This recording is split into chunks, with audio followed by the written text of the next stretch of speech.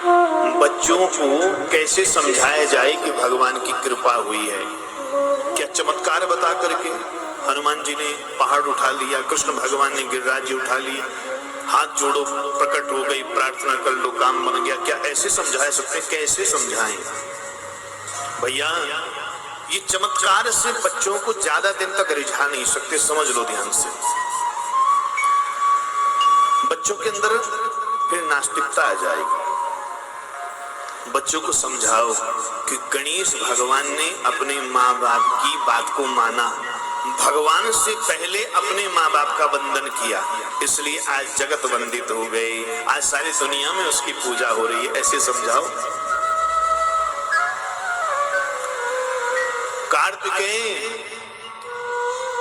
जिसका जन्म हुआ लेकिन माँ बाप का सुख नहीं मिल पाया, लेकिन जब पता चला तो आकर के भगवान के श्री चरणों में वंदन किया और देवताओं की रक्षा के लिए अस्त्र उठा लिए, सेनापति बन गए महाराज।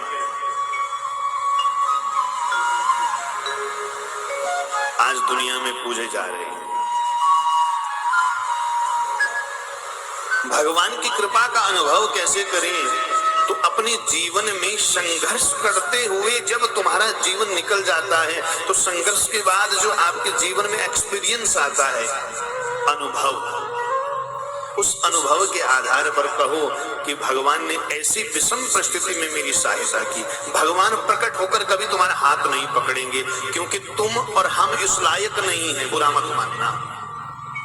हम चाहते हैं कि भगवान शिवलिंग, हम भगवान शिव के उस मंदिर जाएं, शिवलिंग पर जल चढ़ाएं, भगवान प्रकट हो जाएं हाथ में त्रिशूल लेकर, हम और कहे कि कहो बच्चा क्या चाहिए। ऐसा नहीं हो सकता, तुम्हें तो बिल्कुल नहीं हो सकता।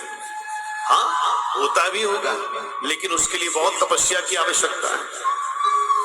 हम चाहते हैं कि भगवान शिवलिंग, हम भगवान शिव के उस मंदिर जाएं, शिवलिंग पर जल चढ़ाएं, भगवान प्रकट हो जाएं हाथ में त्रिशूल लेकर, हम और कहे कि कहो बच्चा क्या चाहिए। ऐसा नहीं हो सकता, कलयुग में तो बिल्कुल नहीं हो सकता।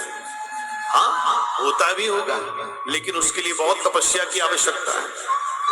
तो फिर भगवान कृपा कैसे करते हैं? भैया बहुत ज्यादा समस्याएं आए, अपने तुमसे रूठ जाएं, सब कुछ तुम्हारा छिन जाए और तुम फिर भी जीवित हैं, तो समझ लो कृपा है भगवान की।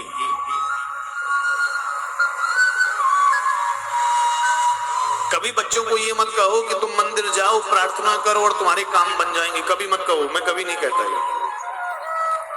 बच्चों को कहो कि मंदिर जाओ, ईमानदारी से प्रार्थना करो और ईमानदारी से अपना कर्म करो, भगवान कृपा करेंगे। अपने काम में भी ईमानदारी और पूजा में भी ईमानदारी। जब तुम अपने काम में ईमानदारी नहीं करोगे तो पूजा में कहां से ईमानदारी आ जाएगी?